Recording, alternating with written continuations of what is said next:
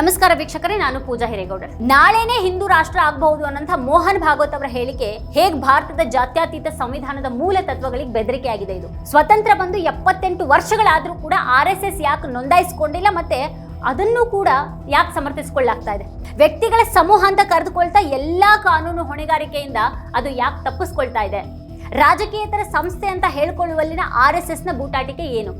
ಭಾರತದಲ್ಲಿನ ಪ್ರತಿಯೊಂದು ಧಾರ್ಮಿಕ ಮತ್ತೆ ದತ್ತಿ ಟ್ರಸ್ಟ್ ಆರ್ಥಿಕ ಪಾರದರ್ಶಕತೆ ಕಾನೂನನ್ನು ಪಾಲಿಸಲೇಬೇಕಾಗಿರುವಾಗ RSS ಮಾತ್ರ ವಿನಾಯಿತಿಯನ್ನು ಪಡಿತಾ ಇರೋದು ಯಾಕೆ? ಮಾಡೋದೆಲ್ಲಾನು ಹಾಳು ರಾಜಕೀಯನೇ ಆದ್ರೂ ಕೂಡ ತಮ್ಮದು ರಾಜಕೀಯ ಸಂಘಟನೆ ಅಲ್ಲ ಅಂತ ಹೇಳ್ಕೊಳ್ಳೋದು ಎಂಥ ವಂಚನೆ ಇದು. ಮತ್ತೆ RSS ಬಗ್ಗೆ, ಅದರ ನೋಂದಾವಣಿಯ ಬಗ್ಗೆ, ಹಾಗೆ ಹಿಂದೂ ರಾಷ್ಟ್ರದ ಬಗ್ಗೆ ಅದರ ಮುಖ್ಯಸ್ಥ ಮೋಹನ್ ಭಾಗವತ್ ಅವರು ಮಾತನಾಡಿರುವಾಗ ಎದ್ದಿರುವಂತಹ ಈ ಪ್ರಶ್ನೆಗಳನ್ನೇ ಇವತ್ತಿನ ವಿಡಿಯೋದಲ್ಲಿ ನಾವು ಚರ್ಚೆ ಮಾಡಿದ್ದೀವಿ. ಅದರ ಸಂಪೂರ್ಣ ವಿಡಿಯೋ ನಮ್ಮ ವಾರ್ತಾ ಭಾರತಿ ಚಾನೆಲ್ನಲ್ಲಿದೆ. ಕೊನೆವರೆಗೂ ಆ ವಿಡಿಯೋನ ನೋಡಿ. ಆ ವಿಡಿಯೋ ನಿಮ್ಗೆ ಇಷ್ಟ ಆದರೆ ಲೈಕ್ ಮಾಡಿ, ಕಮೆಂಟ್ ಮಾಡಿ, ಹಾಗೆ ವಿಡಿಯೋದ ಲಿಂಕ್ ಅನ್ನು ನಿಮ್ಮೆಲ್ಲ ಬಂಧು ಮಿತ್ರರಿಗೆ ವಾಟ್ಸ್ಆಪ್ ಮಾಡಿ. ಹಾಗೆ ನಮ್ಮ ಚಾನೆಲ್ ಅನ್ನು ಸಬ್ಸ್ಕ್ರೈಬ್ ಮಾಡೋದು ಮಾತ್ರ ಯಾವುದೇ ಕಾರಣಕ್ಕೂ ಮರಿಬೇಡಿ. Thank you.